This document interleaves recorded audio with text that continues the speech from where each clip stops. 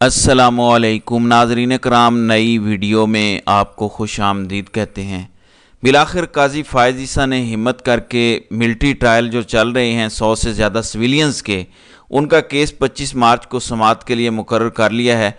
लेकिन बहुत बड़ी गेम डाली जा रही है। ये बहुत अहम केस है क्योंकि अगर इन लोगों के ट्रायल जायज़ करार दे दिए जाते हैं तो इनका इरादा ये है कि इन्हीं लोगों की टेस्टामनीज़ को यूज़ करके 27-28 लोगों की या उससे ज़्यादा लोगों की इमरान खान का फिर मिलिट्री कोर्ट में ट्रायल होगा तमाम केसेस में। इनका इरादा है, ये करते हैं या नहीं करते ये बात की बात है। नाज़रीन इकराम, मैं आपको बताता हूं कि बेंच कौन सा तश्कील पाया है। बेंच में जो जजेस डाले गए हैं उनमें justice Aminuddin Khan, justice Mohammad Ali Mazhar, justice Hasan Azhar Rizvi, justice Shahid Waheed, justice Musarrat Hilali और जस्टिस इरफान सआदत खान हैं, जिन्हें अभी रिसेंटली सुप्रीम कोर्ट में लाया गया है। इनकी सीनियरिटी भी समझ लें ताकि आपको पता चले और फिर काजी साहब गेम क्या डाल रहे हैं, मैं आपको वो भी समझाता हूँ। नाज़रीन इकराम, इस वक्त सुप्रीम कोर्ट में 14 जजेस हैं। टोटल 17 होने चाहिए लेकिन 3 आसामियाँ खाली हैं। 14 में से 5वें नंबर के जज जस्टिस अमीनुद्दीन खान इस बेंच की सरबराही कर रहे हैं। उनके साथ हैं 7 नंबर, 10 नंबर, 11 नंबर, 12 नंबर और 13 नंबर के जजेस। यानी जो जूनियर तरीन जजेस की लिस्ट थी 6 जजों की, वो दे दी गई है कि ये सुनेंगे अहम तरीन केस जो पाकिस्तान के आइन से रिलेटेड है कि क्या पाकिस्तानी आइन में ये इजाज़त हो सकती है कि कोई फ़ौजी, एक मेजर, एक कर्नल जज बन के बैठ जाए और सिविलियंस को सज़ा सुनाना शुरू कर दे। आइन का आर्टिकल 175/3 ये कहता है, जब 1973 में आइन बना था तो तब कहा गया था कि जुडिशरी को एग्जेक्टिव से हमने अलहदा करना है और इसके लिए 14 या 15 साल दिए गए थे। 1987 या 88 में ये मुकम्मल हो गए थे साल। उसके बाद से जुडिशरी को मुकम्मल तौर पर एग्जेक्टिव से अलहदा कर दिया गया। ये हमारे आइन में नंबर 175 जो है वो 3 में लिखा हुआ है। यानी कोई भी एग्जेक्टिव के नीचे इदारा, फौज भी वजारत दिफा के नीचे एक इदारा है, वो जज का किरदार अदा नहीं कर सकता। सिविलियंस के मामले में तो बिल्कुल भी नहीं। हाँ, उनका अपना एक आर्मी एक्ट है, उसके अंदर वो आर्मी के डिसिप्लिन को कायम रखने के लिए जो भी करें उसके लिए उनके अपने कवानीन बने हुए हैं, लेकिन सिविलियंस का ट्रायल नहीं हो सकता।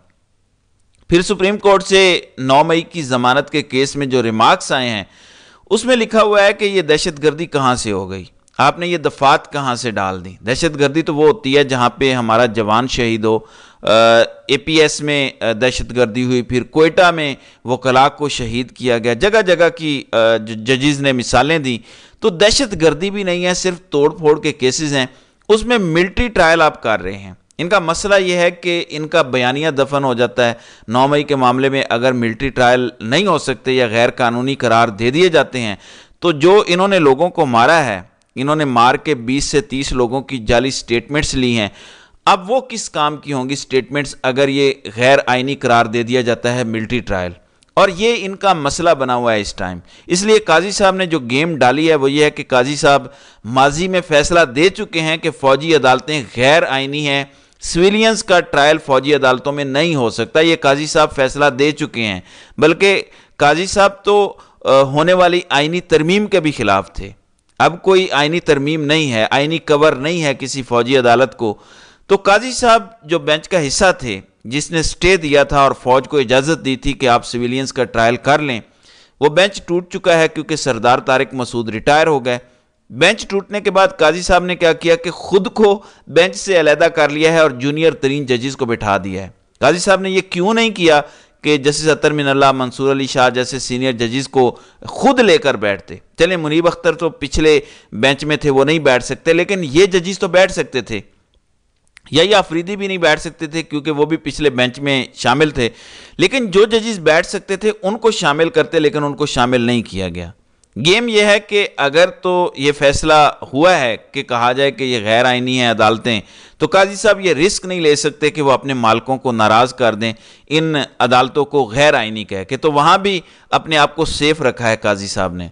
लेकिन जो ज़्यादा चांसेस हैं जिस वजह से ये जूनियर बेंच बनाया गया है वो ये है कि इन मुकदमात को आइनी करार दे दिया जाएगा। اس میں کوئی بھی شک نکالی جا سکتی ہے. مثلا کہا جائے کہ کیونکہ فوجی تنصیبات پر حملہ ہوا ہے اس لیے یہاں پر ٹرائل ہو سکتا ہے, ورنہ سویلین کا ٹرائل تو غیر آئینی ہے. ظاہر ہے قاضی صاحب نے اپنی ایک لیگیسی بھی بنانی ہے, پہلے ہی ان پر کافی لعنت ملامت کی جا رہی ہے, تو انہوں نے خود کو اس سے علیحدہ کیا کہ جب ہم یہ فیصلہ دیں گے کہ یہ جو سویلین کے ٹرائل ہوئے ہیں یہ جائز ہیں, قانونی ہیں, تو مجھ پر ایک اور داغ لگ جائے گا. جہاں اتنے داغ ہیں تو قاضی صاحب قاضی کم اور داغی زیادہ ہو گئے ہیں. اتنے زیادہ داغ ہیں کہ اصل میں تو کچھ نظر ہی نہیں آ رہا. تو قاضی صاحب نے ڈبل گیم کر کے یہ بینچ بنا دیا ہے. اب اسی سے جڑی ایک چیز ہے جس کا صدیق جان نے ذکر کیا, میں بھی اس پر بات کرنا چاہوں گا. کچھ دن سے ناظرین کرام ہم مسلسل یہ بات کر رہے ہیں کہ کون لوگ ہیں تحریک انصاف میں جو عمران خان کو باہر نہیں آنے دینا چاہ رہے, کن کی دہاڑیاں لگی ہوئی ہیں, کون خوش ہیں کہ عمران خان جیل میں ہی رہے تو بہتر ہے. جبکہ دوسری طرف یہ بھی دیکھ لیں N154 وہ سیٹ بھی ریکاؤنٹنگ کر کے ڈبل ٹھپے لگا کے تحریک انصاف کے 14,000 ووٹ مسترد کر کے, جو بندہ 7,000 کی لیڈ سے جیتا تھا اس کو 6,000 کی لیڈ سے ہروایا گیا ہے. مسلسل ایک ایک کر کے تحریک انصاف کی جیتی ہوئی سیٹیں جن پہ وہ حلف بھی اٹھا چکے ہیں واپس لی جا رہی ہیں. یہ 15 سے 20 سیٹوں کی ابھی بات ہے, لیکن یہ بڑھ بھی سکتا ہے اگر ایسے ہی کرتے رہے تو. یہ تو ٹھپے لگا رہے ہیں مسلسل, یہ تو 20-20 ہزار ووٹ بھی آپ کے نکال دیں گے, ڈبل ٹھپے لگائیں گے, اور پھر آپ کو یہ اسمبلی میں مزید چھوٹا کرتے جائیں گے اور اپنی 2/3 اکثریت پوری کر لیں گے. آپ کو اندازہ ہے کہ اس کے بعد ناظرین کرام ہوگا کیا؟ وہ لوگ جو کہہ رہے ہیں مفاہمت, خاموشی, کسی کا نام نہیں لینا, کسی کو غلط طرح رب نہیں کرنا, ڈرے ہوئے ہیں, گھبرائے ہوئے ہیں, بیٹھے ہوئے ہیں, یہ سارے لوگ عمران خان سے غداری کر رہے ہیں. ابھی صدیق جان نے انکشاف کیا ہے کہ حامد خان مشورے دے رہے ہیں کہ قاضی صاحب پر زیادہ بات نہ کریں, زیادہ پریشر نہ ڈالیں, جبکہ عمران خان یہ کہہ رہے ہیں, اور شیر افضل مروت نے یہ بات بالکل ٹھیک کہی تھی باہر آ کے جب کہی تھی کہ ہم قاضی صاحب پہ عدم اعتماد کرتے ہیں. یقینی طور پہ یہ عمران خان نے انہیں کہا تھا, کیونکہ عمران خان کا یہ کہنا ہے کہ ابھی تک جو بھی تحریک انصاف کے ساتھ ہوا ہے وہ قاضی صاحب کی مرضی سے ہوا ہے, قاضی صاحب کی وجہ سے ہوا ہے. دیکھیں ملٹری اسٹیبلشمنٹ ہو یا چند افراد ہوں, وہ کچھ بھی کرنے کی کوشش کریں تو وہ عدالت تو نہیں ہے, کام تو وہ عدالت سے کروا رہے ہیں, ڈنڈا لے کے بے شک وہ کھڑے ہیں, کر کون رہا ہے؟ قاضی صاحب. بلے کا نشان کس نے لیا؟ قاضی صاحب نے. یہ جو مخصوص نشستوں کا معاملہ پھنسا ہوا ہے بلے کا نشان لینے کی وجہ سے, اس کا کون ذمہ دار ہے؟ قاضی صاحب. ROs کے انڈر الیکشن کس نے کروائے؟ قاضی صاحب نے. کیونکہ پبلک سرونٹ کو لگا دیا عدلیہ کی بجائے, تو سارے کام قاضی صاحب نے کیے ہیں. جب پشاور ہائی کورٹ نے فیصلہ دیا کہ آپ ایسے ہی بار بار کسی کو گرفتار نہیں کر سکتے, تو سردار طارق جو قاضی صاحب کے بالکل رائٹ ہینڈ مین تھے, انہوں نے فیصلہ دیا کہ نہیں, ہم نہیں ایسے روک سکتے گرفتار کرنے سے, پولیس جس کو چاہے گرفتار کر سکتی ہے. تو ہر جگہ پہ اس طرح کے فیصلے آئے. پشاور ہائی کورٹ کے فیصلے رد کیے گئے, لاہور ہائی کورٹ کے رد کیے گئے. جب قاضی صاحب اوپر بیٹھے ہوئے ہیں اور قاضی صاحب خود کمپرومائزڈ ہیں, خود لیٹے ہوئے ہیں, تو ظاہر ہے کہ نیچے تک عدلیہ میں ایک میسج آتا ہے. میں آپ کو آج یقین دلاتا ہوں, ایک تگڑا جج اوپر آ کے بیٹھ جائے اور وہ کہے کہ نہیں مانتا آپ کی بات, نیچے تک جوڈیشری میں طاقت آ جائے گی اور وہ تگڑے فیصلے کرنا شروع ہو جائیں گے. مسئلہ اب یہ ہے کہ نیچے سے کوئی تگڑا فیصلہ دے, اوپر سے آپ کی ہائی کورٹ یا سپریم کورٹ وہ اوور ٹرن کر دے, تو جج کی زندگی بھی خطرے میں, اس کی فیملی بھی خطرے میں, اس کی بیوی بھی خطرے میں, اس کی ماں بھی خطرے میں, بچے بھی خطرے میں.